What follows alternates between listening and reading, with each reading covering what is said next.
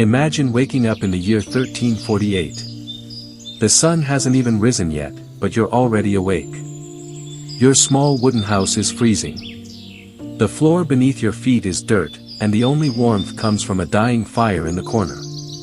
Outside, church bells echo across the village, calling everyone to begin another ordinary day. You have no idea, this will be the last normal morning of your life. A merchant arrived in the village just a few days ago. He brought silk, spices, and expensive goods from distant lands. But hidden beneath his cargo was something no one could see, something that would soon kill millions. At first, it's only one person. A farmer develops a high fever. By the next morning, painful black swellings appear beneath his arms. 2 days later, he's dead. The villagers whisper that God is angry.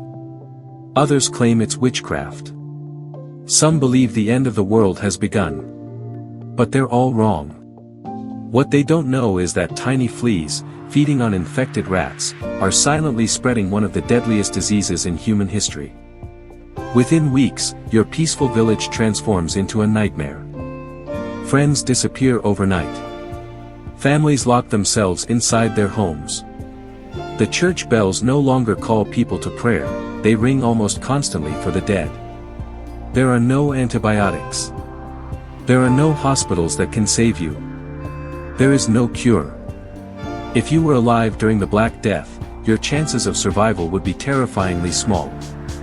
Today, you're about to experience exactly what it was like to live through one of history's deadliest pandemics.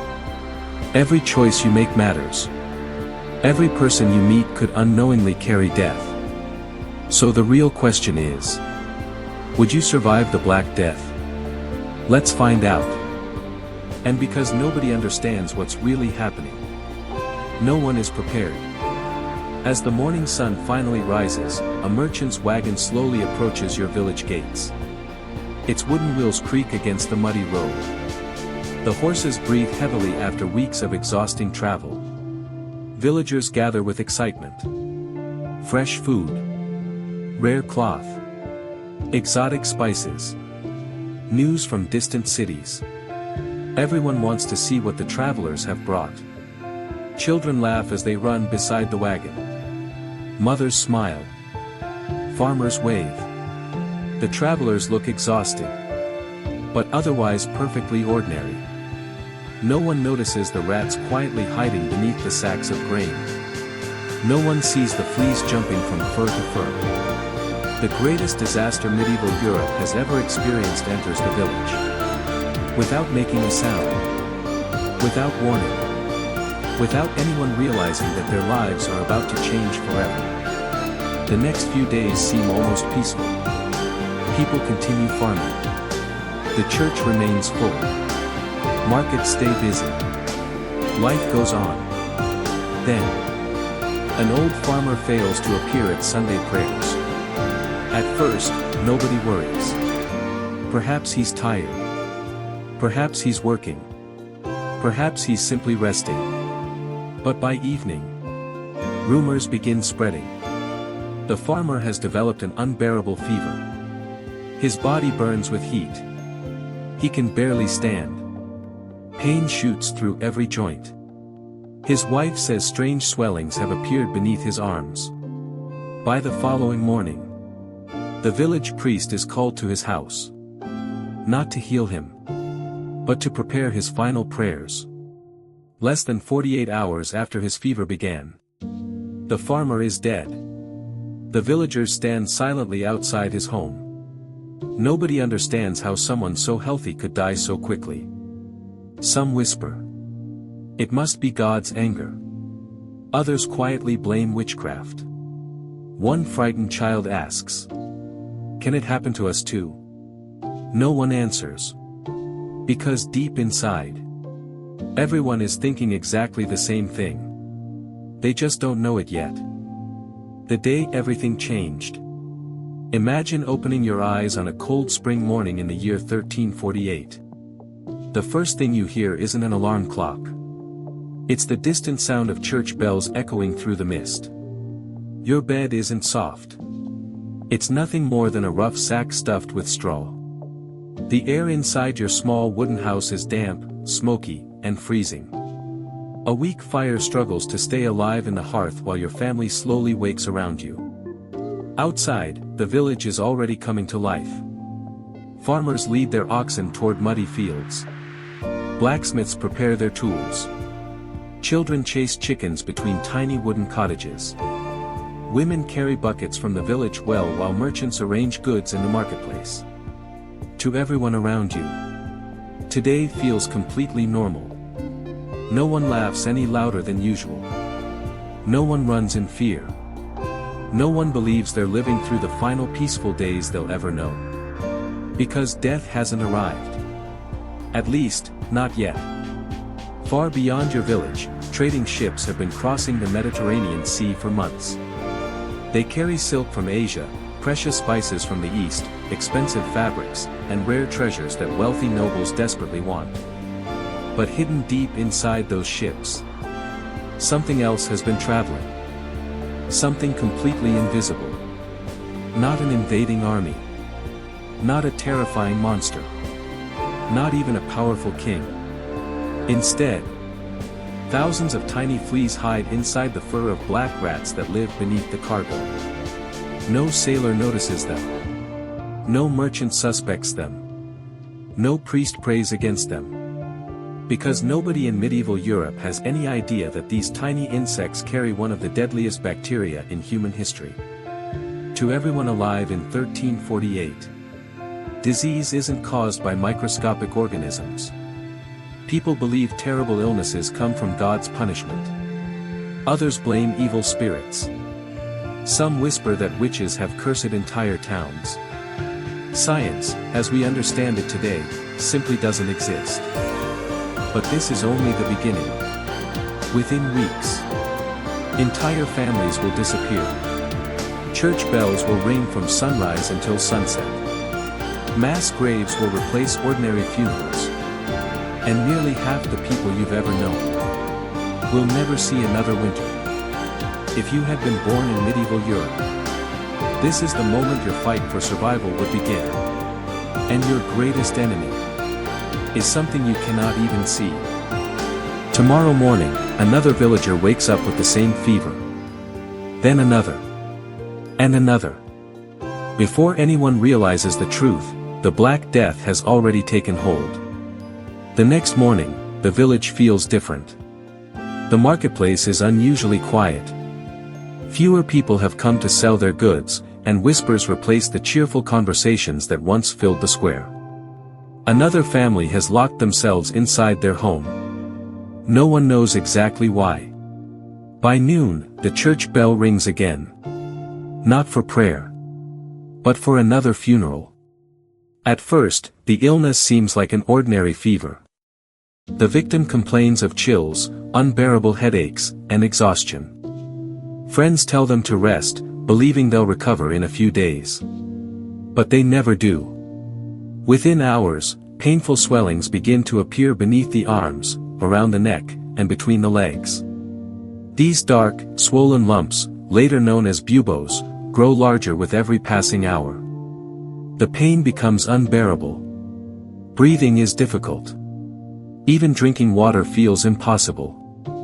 For medieval villagers, this is something they've never seen before. The local healer burns herbs. The priest prays over the sick. Families light candles and beg for a miracle.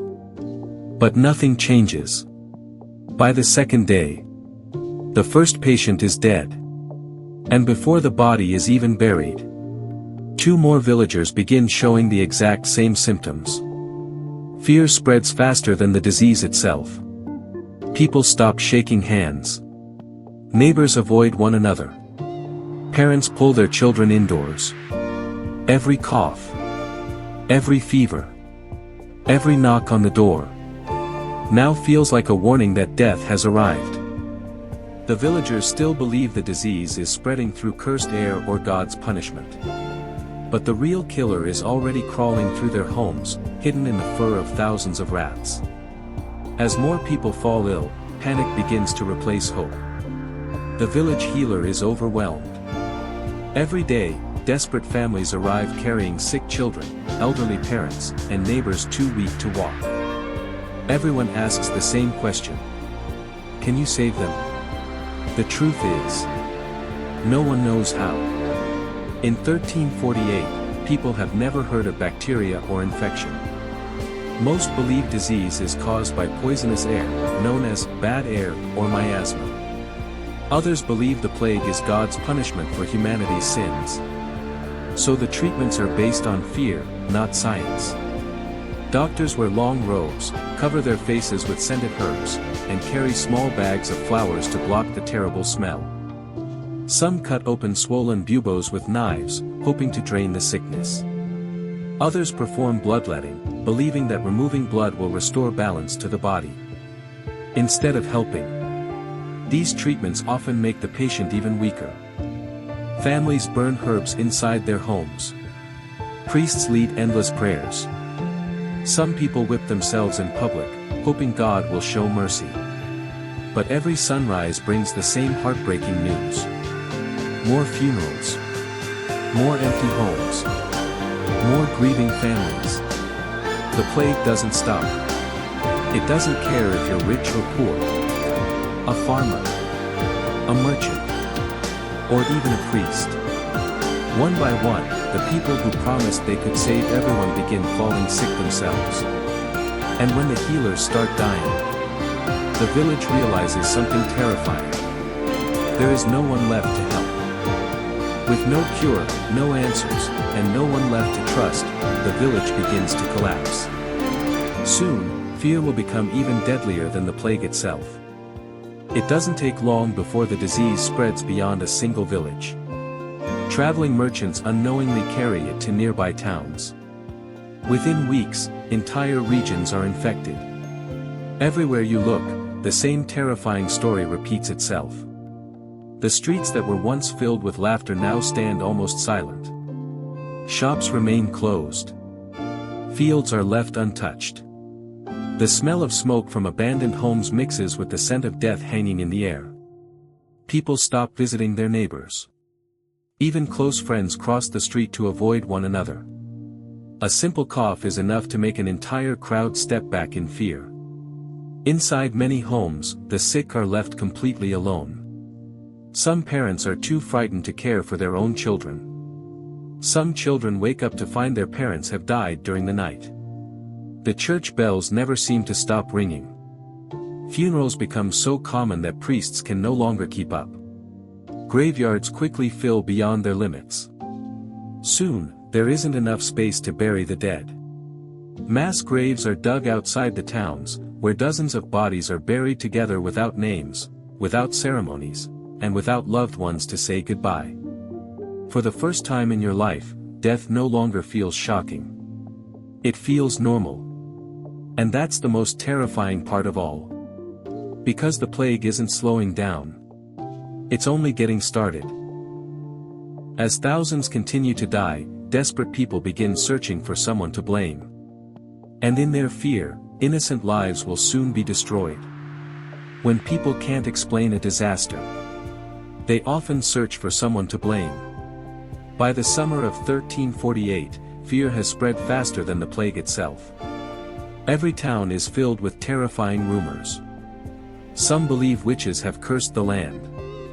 Others claim the stars have aligned in a way that has poisoned the air. Many insist that foreigners brought the disease as an act of revenge. Without evidence. Without proof. Entire communities begin accusing innocent people. Neighbors who once shared meals now refuse to speak to one another. A stranger walking into town is no longer greeted with kindness. He's greeted with suspicion. Some travelers are chased away before they can even ask for food or water. Across parts of Europe, fear turns into violence. People attack those they believe are responsible for the plague, even though they have done nothing wrong. The disease doesn't stop. It keeps spreading from village to village. From city to city. Completely ignoring every accusation. The real enemy has never been a witch. Or a traveler. Or a frightened stranger. It is a tiny bacterium carried by infected fleas, traveling silently on rats that move wherever people and food go. But in 1348, no one knows that. Instead of fighting the disease, humanity begins fighting itself. And as trust disappears, surviving the plague becomes even harder than surviving the infection. By the following week, entire cities begin to fall. Streets fill with the dead, and Europe descends into one of the darkest chapters in human history. After days of walking, you finally reach a large medieval city. For a brief moment, you feel relieved. Surely a city this large must have doctors, food, and safety. But the moment you step through the gates, you realize you've walked into a nightmare. The streets are eerily quiet. Many homes are locked shut. Market stalls stand abandoned, their food left to rot. The smell in the air is overwhelming, a mixture of smoke, sickness, and death. Church bells ring almost without stopping. Not to celebrate, but to announce another death. And another. And another. Every day, carts roll slowly through the streets, collecting the bodies of those who died overnight. There are too many to bury one by one. Instead, they are carried to massive pits outside the city walls, where dozens are laid to rest together. Doctors can do nothing. Priests can offer only prayers. Even the wealthy, who once believed their money could protect them, are dying alongside the poor. The plague shows no mercy. It doesn't care who you are, or what you own. As fear grows stronger, people stop helping one another. Doors remain locked. Windows stay closed. Even close relatives are afraid to enter the homes of the sick. For the first time, you understand the terrifying truth. This is no longer just a disease. It's the collapse of an entire civilization. But just when it seems humanity has lost all hope, one question begins to emerge. What is really causing this nightmare? The answer will remain hidden for centuries. If you were living in 1348, you would never discover the real reason behind the Black Death. Not because you weren't intelligent, but because the science simply didn't exist. For hundreds of years, people believed the plague was caused by poisoned air, God's punishment, or the movements of the planets. They had no way of seeing the tiny organisms responsible for the disease. The real killer was a bacterium called Yersinia pestis. It lived inside fleas that fed on infected rats. As merchant ships crossed Europe, the rats traveled with them. When infected rats died, their fleas searched for a new host. Sometimes another rat. Sometimes a dog. And often, a human being. One tiny bite was enough to begin a deadly chain of infection. Within days, victims developed high fevers, painful swollen lymph nodes known as buboes, and overwhelming weakness. Without modern antibiotics, survival was rare. By the time doctors realized how dangerous the disease was, it had already spread across much of Europe. No kingdom could stop it. No army could fight it. No castle wall could keep it out. The Black Death ignored borders, wealth, and power. It reached villages, towns, great cities, and even the homes of kings. When the plague finally began to fade, Europe was almost unrecognizable. Millions were gone, entire villages had vanished, and the world that emerged would never be the same. Months pass. Then years. Slowly, the Black Death begins to lose its grip. For the first time in what feels like forever, the church bells grow silent. The coughing fades. The funerals become fewer. But survival doesn't mean life returns to normal. As you walk through the countryside, you pass abandoned villages where no smoke rises from the chimneys. Fields that once produced food are now overgrown with weeds. Entire families have vanished without leaving a single survivor. The world you remember no longer exists. With so many workers gone, farms cannot be harvested. Lords struggle to find people willing to work their land. For the first time in generations, ordinary laborers begin demanding better wages and more freedom. The plague has done what no king, and no war, ever could. It has changed the balance of power. Even the church, once seen as the answer to every crisis, loses the unquestioned trust of many people. After witnessing thousands die despite endless prayers, survivors begin asking difficult questions. Europe is changing. Not overnight. But forever. The Black Death didn't simply kill millions of people. It reshaped society, transformed economies, and altered the course of history for centuries to come. If you had survived this catastrophe, you would be living in a completely different world than the one you were born into. But one mystery still remained. What exactly had caused this nightmare? It would take more than 500 years before science finally uncovered the invisible killer that changed history forever. For centuries, the true cause of the Black Death remained a mystery. Kings blamed God. Priests blamed sin. Ordinary people blamed witches, strangers, and poisoned wells. But they were all chasing the wrong enemy. It wasn't until the late 19th century that scientists finally discovered the truth. The Black Death was caused by a tiny bacterium called Yersinia pestis. So small that no one living in 1348 could ever have seen it. The bacteria lived inside infected fleas. Those fleas fed on black rats that traveled across Europe on merchant ships, wagons, and caravans. When infected rats died, the hungry fleas searched for a new host. Often biting humans. With just a single infected bite, the disease could begin.